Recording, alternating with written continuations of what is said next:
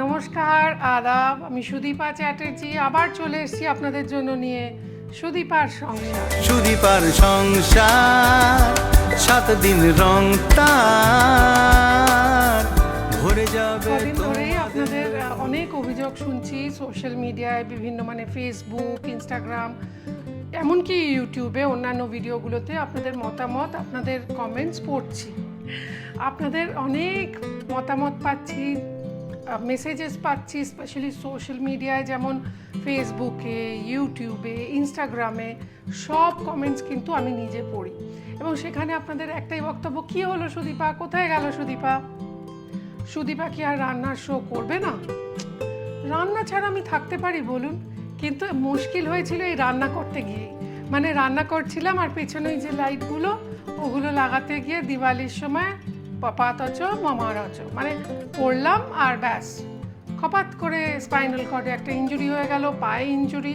এখন অনেক দিন হলো দেখছেন আমি একটুখানি ওয়েট পুট অন করেছি, খালি শুয়ে থাকা, বিছনায় বেড রিডেন ছিলাম অলমোস্ট। তারপর শুরু হলো আমার স্বামীর সিনেমার শুটিং। চোর বলে একটা ছবি শুটিংয়ে গিয়ে দেখলাম না, আমি কিন্তু বেশ পারি, কাজের মধ্যে ফেলে দিলে মোটেও আমার ওরকম অবস্থা থাকে না। তাই আবার পুরোদমে কোমর বেঁধে নেমে পড়েছি। আচ্ছা, আপনাদের না আজকে ডাক্তারবাবুর একটা মতামত, একটা সুন্দর বই হাতে এসছে, দুটো অ্যাকচুয়ালি। সেটা হলো ডক্টর নারায়ণ ব্যানার্জি, আপনাদের ফেভারিট ডক্টর, ওনার বই ভালো থাকার প্রেসক্রিপশন, পর্ব 1, পর্ব 2, দুটোই উনি আমায় বেশ সই করে গিফট করেছেন অনেক বায়না করার পরে। সেখান থেকে কয়েকটা লাইন আপনাদের শোনাই। এই বইটা কিন্তু কালেক্ট করে রাখতে পারেন, খুব ভালো কাজে দেবে। আচ্ছা, এই সময় যেটা সময়টা সিজন চেঞ্জ হয়, সেই সময় আমরা সর্দি কাশি নানান রকম ব্যাধি লেগেই থাকে। তার থেকে মুক্তি পেতে উনি বলছেন, ঋতু পরিবর্তনের সময় আমাদের বড্ড ভোগায় সর্দি কাশি, ঘরে ঘরে হাঁচি, সর্দি কাশির সমস্যা। আসলে ফুলের রেণুগুলো সব ওড়ে, তো সেটাতে অনেকের অ্যালার্জি থাকে, আর এর জন্য দায়ী ভাইরাল সংক্রমণ। প্রশ্ন হলো, আবহাওয়ার পরিবর্তনের সময় কেন এই ভাইরাল সংক্রমণ বাড়ে? এর পেছনে দুটো একটা থিওরি রয়েছে। যেমন আবহাওয়া পরিবর্তনের সঙ্গে সঙ্গে নতুন ভাইরাসগুলোর ঘুম ভাঙে, তারা জেগে ওঠে। এই জেগে ওঠা ভাইরাসগুলোকে শরীরে বাধ্য করে নানান রকমের অ্যান্টিবডি তৈরি করতে, আর তখনই ফলস অ্যান্টিজেন অ্যান্টিবডির রিয়াকশনে শুরু হয় সর্দি কাশি। আচ্ছা, এখানে আমি পুরো লেখাটা না পড়ে একটা জিনিস উনি বারবার বলছেন, এর আগে আমাকেও বলেছেন, আমার মাকে আমি দিয়েছিলাম, আমার শাশুড়ি মাও নেন, এটা আপনাদের জানা দরকার। সেটা হচ্ছে পশ্চিমবঙ্গবাসীদের একটা কথা উনি বলছেন, একটাই উপায়, সঠিক সময় ভ্যাকসিনেশন। কি ভ্যাকসিন? সঠিক নির্দিষ্ট সময় বলতে কোন সময়কে বলা হচ্ছে? যেমন ধরুন ইনফ্লুয়েঞ্জা ভ্যাকসিন, এটা নিয়ে অনেকের প্রশ্ন থাকে। পশ্চিমবঙ্গবাসীদের ওই ভ্যাকসিন নেওয়া উচিত মার্চ থেকে মের মধ্যে, এখনই। আবার স্থানভেদে ভারতের যে কোনো জায়গায় অক্টোবর নভেম্বরে ওই ভ্যাকসিন নেওয়া যায়, কারণ নতুন স্ট্রেন বা প্রজাতি আসে জানুয়ারিতে। সুতরাং সঠিক সময় ভ্যাকসিন নিন, মাস্ক পরুন, নিজে ধূমপান বন্ধ করুন, আর অন্যকেও ধূমপান থেকে বিরত রাখার চেষ্টা করুন। তাহলেই ঋতু পরিবর্তনের এই সময়টা আমরা অনেকটা সুস্থ থাকতে পারবো। এটা আপনারা অ্যামাজন সব জায়গায়, ফ্লিপকার্ট পেয়ে যাবেন। যাই হোক, তো এই যে সর্দি কাশির থেকে বেরোবো, কিন্তু খাওয়ার সময় একটা জিনিস খেয়াল রাখতে হবে, সেটা হচ্ছে প্রকৃতিই কিন্তু আমাদের সামনে সাজিয়ে দেয় আমাদের অ্যাকচুয়াল ডায়েট। এই সময় সজনে ডাঁটা খুব পাওয়া যায় বাজারে, তো সজনে ডাঁটা, সজনে ফুল, সজনে পাতা, সজনে গাছ এমন একটা গাছ যেটা পুরোটাই গুণমানে ভর্তি। সেখান থেকে আমি একটা রান্না করব, আর এখন জানেন গ্যাসের সমস্যা, সারা ভারতবর্ষ একেবারে নাজেহাল, তাই আমি ইন্ডাকশনে রান্না করব। এটার সুবিধা হচ্ছে এটা ইউজার ফ্রেন্ডলি তো বটেই, তার সঙ্গে সঙ্গে গ্যাসের খরচাটা আপনার কমে যাবে। প্রথমেই দেব সর্ষের তেল। এটাও কিন্তু নেচার পশ্চিমবঙ্গ এবং পাঞ্জাবিদের জন্য রেখেছেন আমাদের শরীর ভালো রাখার জন্য। দেখুন কয়টুকু তেল আমি ব্যবহার করছি, ঠিক বড় চামচের 1 চামচ, এর বেশি তেল এতে লাগে না। এর মধ্যে আমি একটা নতুন মশলার বাক্স কিনেছি, দেখুন কি সুন্দর না দেখতে, খুব ভাল লাগে, এটা আমার প্রিয় খুব। আচ্ছা, এই ক্ষেত্রে আপনাদের একটা কথা বলে দিই, যারা একদম তেল ছাড়া খেতে চান, একদম তেল ছাড়াও এটা বানানো যায়। সেটা হচ্ছে তাওয়াটা গরম হয়ে যাবে, যে হিট হয়ে যাবে, যে তার মধ্যে শুকনো খোলায় ফোড়ন দিয়ে দেবেন, তারপর একটু জল দিয়ে দেবেন, ওটাই ফোড়ন দেওয়া হয়ে যায়। আচ্ছা, এখানে অনেকে 5 ফোড়নে দেয়, আমি কি বানাবো সেটা বলেছি না বোধহয়। আজকে বানাবো ডাঁটা আলু পোস্ত। It's very easy and simple and very tasty. প্রথমেই দেব মেথি, কয়েকটা মেথি ফোড়নে দেবো। It is good for health. মেথি জানেন, মেথির প্রচুর গুণ রয়েছে। 5 ফোড়ন দেওয়া যেত, কিন্তু মেথিটা আমি দিই এই কারণে, কারণ আমার বাড়িতে ডায়াবেটিক পেশেন্ট রয়েছে। ডায়াবেটিসের জন্য মেথিটা খুব ভালো। আর পোস্তর সাথে মেথি দিয়ে খেয়ে দেখবেন কোনোদিনও, মানে ফোড়ন অনেকে কালো জিরে কাঁচা লঙ্কা ফোড়ন দিয়েও আলু পোস্ত করেন, সেক্ষেত্রে বলবো মেথি ফোড়ন দিয়ে একবার ট্রাই করে দেখুন, ভুলবেন না। কাঁচা লঙ্কা চেরা রয়েছে, ওটাও দেব। দেওয়ার পর আমরা আলুটা দিয়ে দেবো। এটা একটুখানি ভাজা ভাজা করি। দেখছেন অল্প তেল তো, এটা খুব স্বাস্থ্যকর এবং সুস্বাদু রান্না। এটা আমার এদেশি রান্না, পিসিরা খুব বানাতো।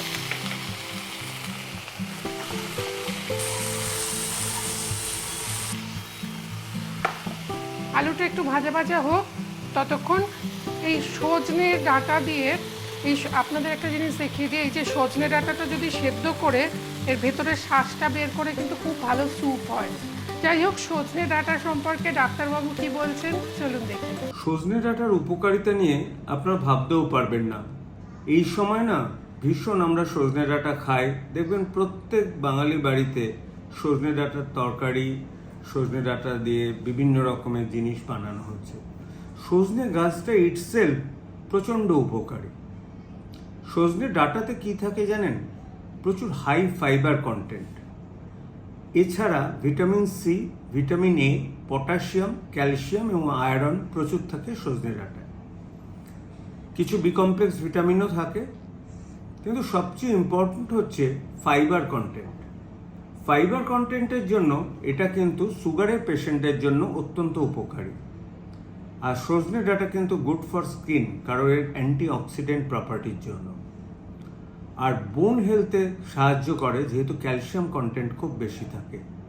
আর সজনে ফুলে যদি আমরা দেখি, মরিঙ্গা নামে যেটা বিক্রি হয় বাইরের দেশেও, সেটার মতো অ্যান্টিঅক্সিডেন্ট এবং হাই ভিটামিন খুব কম জিনিসে কিন্তু পাওয়া যায়।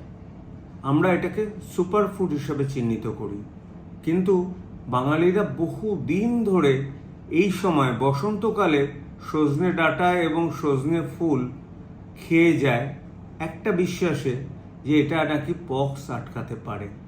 কতটা ঠিক কতটা ভুল জানি না, কিন্তু ডেফিনেটলি কিছুটা হলেও এটা ইমিউনিটি বুস্ট আপ করতে পারে। দেখা যাক, আপনার সজনে ডাঁটা নিশ্চিন্তে খান, যারা ডায়াবেটিক পেশেন্ট তাদের উপকার হবে। থ্যাংক ইউ ডাক্তারবাবু, থ্যাংক ইউ সো মাচ, অনেক ধন্যবাদ আপনাকে। এবার আমরা এটাকে, এখন সবাই রিলে রান্না শেখে, রিলে দৌড়ের কথা বলছি না, রিল মানে 1.5 মিনিট 90 সেকেন্ডের মধ্যে রান্না হয়ে যায়, কিন্তু তাতে ডিটেলটা জানা যায় না। সজনে ডাঁটাটা দিয়ে দিলাম, দিয়ে আবার একটু টস করব। টস করার আগে আমরা একটুখানি নুন দিয়ে দেবো, সিম্পল নুন। ওকে, সজনে ফুলের বাটি চচ্চড়ি দারুণ হয় খেতে, কিন্তু সে বহু দাম এবং এখন প্রায় টাইমটা চলে গেছে। এবার এটা দিয়ে আমি একটু ঢাকা দিয়ে রাখবো।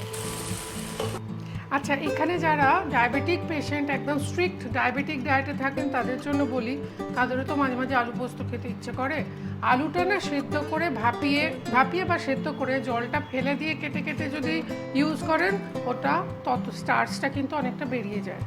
আচ্ছা, এবার দেখি আমাদের রান্না কতদূর শুনতে পাচ্ছেন।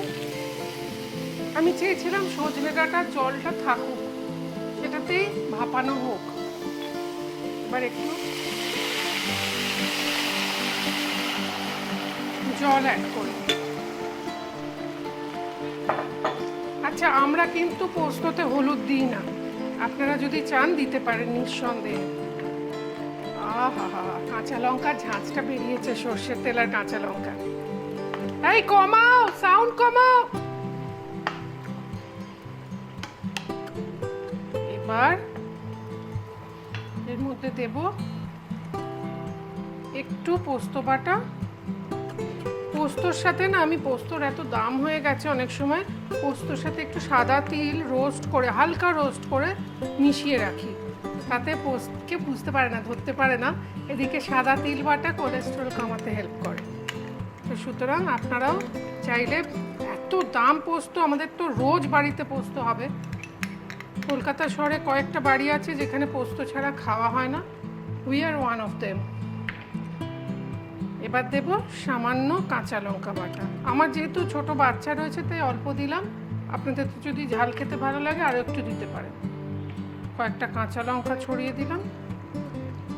এইবার আগে একটু নুন দিয়েছি, এবার স্বাদ মতো নুন দেবো। এইখানে আপনারা হলুদ চাইলে দিতে পারেন।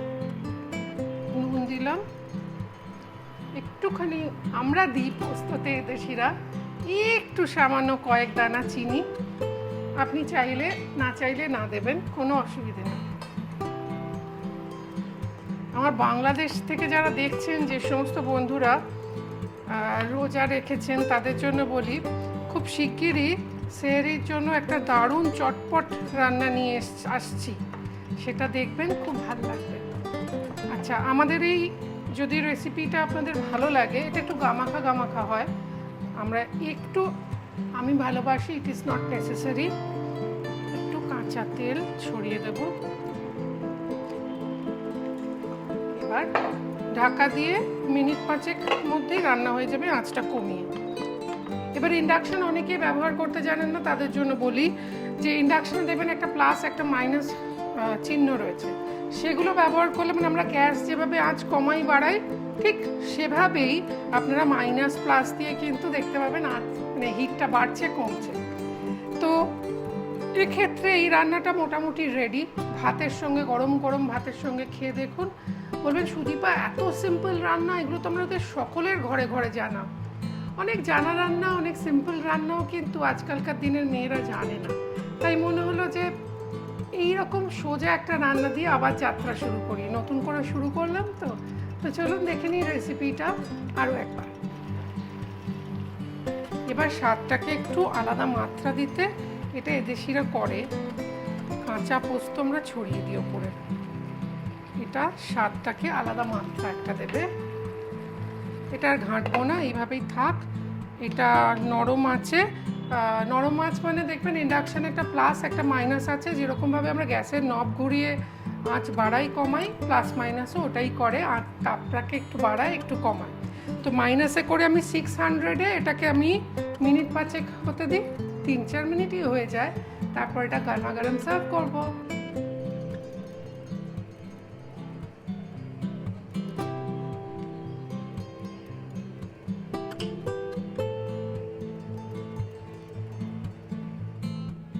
অনেক ধন্যবাদ আমাদের এই অনুষ্ঠান দেখার জন্য, এবং আপনারা যে আমার জন্য অপেক্ষা করেছেন তার জন্য আমি সত্যিই কৃতজ্ঞ।